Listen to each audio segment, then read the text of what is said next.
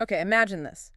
What if I told you there's this place in Hong Kong where you could be standing on a perfectly normal road, but realize you're actually on top of what used to be a mountain, a whole mountain just gone, sacrificed basically to build something new. Would that make you want to check it out?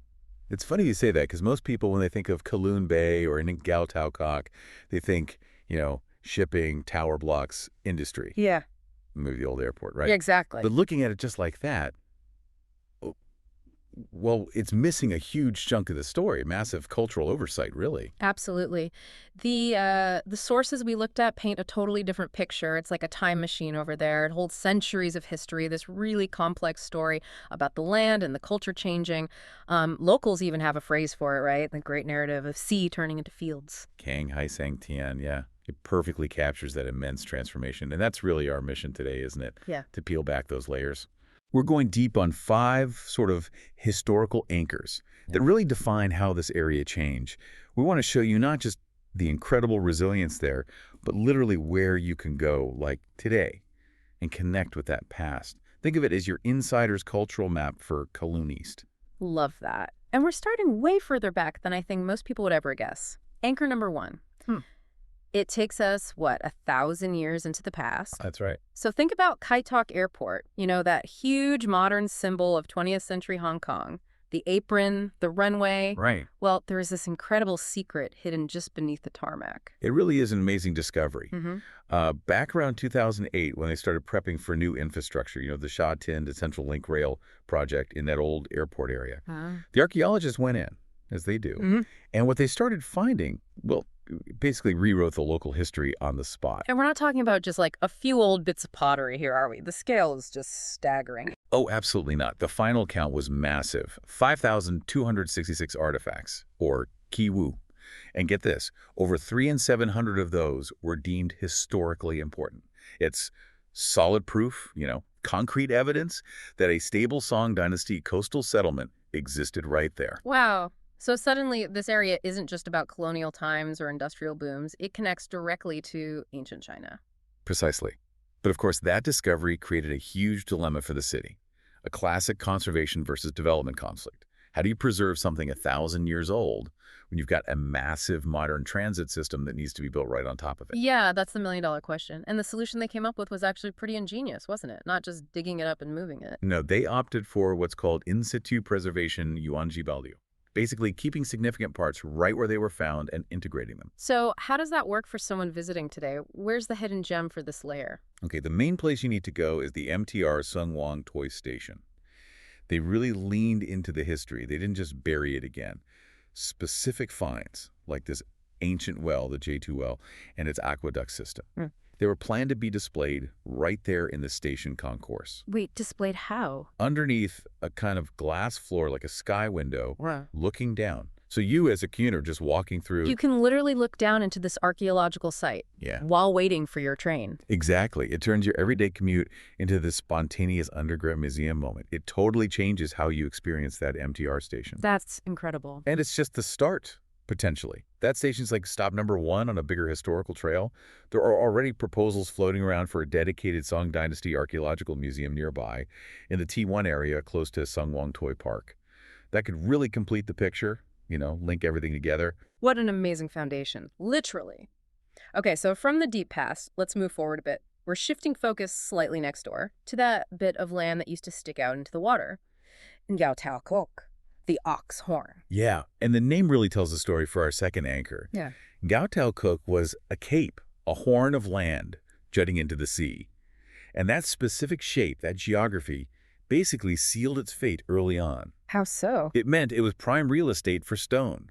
It became a major center for the quarrying industry, the Dashi, part of the famous Four Hills region that supplied the rock, the foundations, for much of early Hong Kong's construction. Right, I've heard of the Four Hills, so they were quarrying there for a long time. Yeah, right up until the industry kind of petered out in the late 1960s. But here's where it gets really interesting, almost poetic in a way. The sources talk about this period as the hard man's sacrifice. Sacrifice? What did it sacrifice? It sacrificed itself. There's this incredibly direct physical link between Ngau Tau Kok being quarried away and Kowloon Bay being created. See, post-war Hong Kong was booming. It desperately needed flat land for factories, for industry. And land reclamation was the answer, filling in the bay. Exactly. But to fill the bay, you need fill material. Mountains of it. So where did all that rock and earth come from to create the Kowloon Bay industrial zone we know today? I think I see where this is going. It came from Ngau Tau Kok, specifically from digging out a whole area called Keolian Valley. They basically dismantled the mountain, trucked it over, and dumped it into the sea next door. Ngau Tau Kok physically gave up its landscape to create its neighbor. Hold on, that's kind of mind-blowing. It sacrificed its own geography. Was Keolian Valley completely leveled? The change was dramatic. If you look at old maps and compare them to the coastline today, especially around Kwun Tong, it's almost unrecognizable. All that jagged natural shoreline is gone, replaced by straight, man-made edges. So the hidden gem here isn't a building. It's an awareness. That's a great way to put it. The real experience is walking along the Kwun Tong Promenade or around the Ngau Tau Kok Road area. When you're standing on that flat, reclaimed land, take a second. Realize you are literally standing on the remains of that sacrificed mountain. You're walking on history that was physically moved. That's powerful stuff. It really is. And, if you look closely in some of the older industrial buildings nearby, you can still find remnants of the old freight businesses, the metal workshops. They feel like these silent tributes to the sheer hard work that went into building that land. That sacrifice, that groundwork, then paved the way for anchor number 3, right? Taking us from the ground up into the sky, the epic story of land reclamation meeting aviation legend. Precisely. The big reclamation projects in the 1970s really defined modern Kowloon Bay. They created the space for the industrial zones, the cargo handling areas, and crucially, they allowed for the expansion of Kai Tak Airport. Kai Tak again. Yep. Extending that runway out into the bay, reaching 3,400 meters by 1974, was absolutely vital. It kept Hong Kong plugged in as a major international aviation hub. But the real legend of Kai Tak, it wasn't just about the length of the runway. No, it was that landing, wasn't it? That insane approach. Oh, yeah. The infamous IGS-13 approach, using Checkerboard Hill, Shan, that painted hillside, as the visual cue for that incredibly sharp mandatory right turn just before touchdown. It was pure drama. Terrifying for passengers, apparently, but legendary among pilots. Absolutely. That hill, that maneuver, it became this symbol of human skill, sheer nerve, pushing back against really difficult geography. Pilots who could nail that landing consistently, they were icons.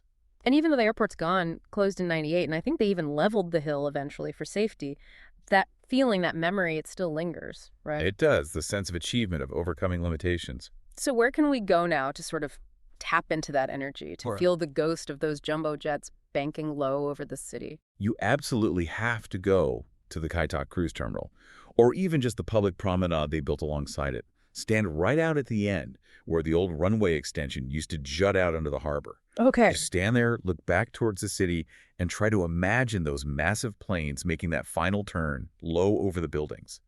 It's this incredible point of reflection on just how far technology pushed the boundaries, how they literally broke through geographical constraints. Wow. Okay, so we've journeyed from Song Dynasty secrets under the runway to mountains sacrificing themselves to audacious aviation feats. Where do we go next? Anchor 4 feels like it shifts focus more towards the people. Exactly. We move from the grand scale of stone and steel to the heartbeat of the community. Anchor 4 is all about the Ngau Tau Kok Garden Estate, the Hua Yuan Da Sha. The housing estate, built for the workers, right? Yes, built back in the 1950s specifically for the people working in all those new factories. And it bred this really intense culture of resilience. The early residents, they actually called themselves Pioneering Oxen Kai Huang Niu. Pioneering Oxen, why? Because the conditions were initially really tough. It was quite isolated back then. Not much infrastructure. People relied heavily on ferries and local piers to get around. It was frontier living, almost. But that isolation probably forced them to rely on each other, right? Built a strong community. It absolutely did. It created this powerful sense of self-sufficiency. The estate itself was designed to support that. It wasn't just apartment blocks. The second phase, for instance, had something like 23 shops built right in. 23 shops inside the estate. Yeah, plus things like worker dormitories for single workers and important social services. There was a well-known clinic run by the Marinol sisters, for example. These internal shops and services, they became the absolute anchors for that whole early community. It showed real foresight, building that social fabric right into the design. That kind of history, that pioneering oxen spirit, that resilience, it must leave a trace. Where can we go today to connect with the sort of human warmth of that era? Well, the hidden gem here is definitely some of the surviving traditional shops along the Ngau Tau Kok Road. You really want to seek out Chung Wing Tea Cafe. That's Co's. A classic Hong Kong tea cafe. Perfect. It really is. It's like stepping back in time. This place is a genuine, tangible link to that Kai Huan Niu era. It's known locally for keeping what they call neighborhood prices, jifanjia. Ah, keeping it affordable for the locals. Exactly. Serving up that traditional, comforting food for the working class community that still lives and works around there. Going there isn't just about grabbing a bite. It's about experiencing the continuity of that really tenacious but also very warm local culture. That makes sense. It connects us right through to the modern day, which brings us, I guess, to our fifth and final anchor, the area's stylish rebirth. Yeah, the latest chapter.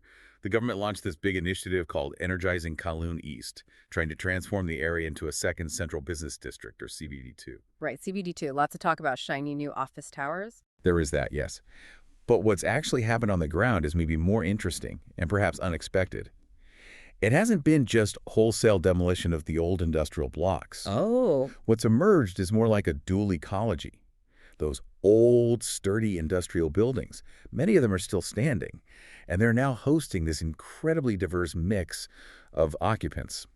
You've still got some traditional workshops, printing, metalwork side by side, with completely new ventures. And I bet the rents in those old buildings are a bit more manageable than in a brand new skyscraper. Exactly. That's crucial. The lower rents provide this vital breathing space for smaller, often creative businesses that just couldn't afford to set up shop in Central or maybe even TST. So what kind of new businesses are moving in? All sorts. We're seeing things like independent music bookstores, little specialist whiskey bars, traditional secondhand markets, they call them yilang, alongside design studios, tech startups. It's a real melting pot. That sounds like a fascinating mix. The old and the new literally sharing the same roof. It's a fantastic juxtaposition.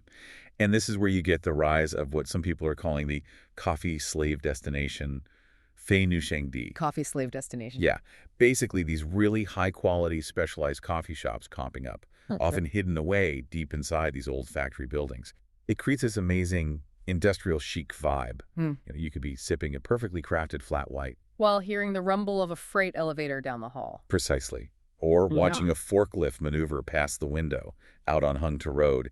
It just perfectly captures Hong Kong's constant economic churn, that metabolism keeping the old structure but completely changing what happens inside it. So the final hidden gem, the most contemporary one, is basically just exploring, walking around those industrial streets. That's exactly it. The best experience is just to wander down streets like Hung To Road or Wai Yip Street. Poke into those old buildings, find the hidden cafes, the independent shops, the little galleries. It's the most immediate way to experience this spatial adaptation, this economic flexibility in action. It really shows that resilience isn't only about hanging on. It's about creatively reinventing the past to fit the future. You know, when you pull all 5 of these layers together, the Song Dynasty secrets under the airport, the mountain sacrificing itself for land, the aviation legends, the tough community spirit in the garden estate, and now this creative rebirth in the old factories. The unique thing about Kowloon Bay and Ngau Tau Kok really clicks into place. It's that time overlap experience, isn't it? It's quite extraordinary. In a single afternoon, you can literally go from contemplating ancient relics in an MTR station concourse to imagining giant jets landing, to having comfort food in a 1950s cafe, to finding a hip new design shop in an old industrial block. All within walking distance. The entire area is just this incredible condensed symbol of Hong Kong's defining characteristics. That intense will to survive and that amazing adaptability. Every modern street corner, every thriving business, it feels like it's built on layers of past effort, past struggle, sometimes even past sacrifice. These historical anchors we've talked about, they really invite you, I think, to look deeper, to understand that cities aren't static things. They're constantly folding over themselves, burying one story, one reality under the foundations of the next. So maybe that's the challenge for you, listening right now. Step outside the usual tourist spots or the familiar shopping malls. Think about the seemingly ordinary places you walk through every day. What history lies buried under your street? Which everyday building around you might be standing on a foundation built from monumental effort or even destruction? What hidden anchor is your own neighborhood silently folded over? Maybe. Go find it.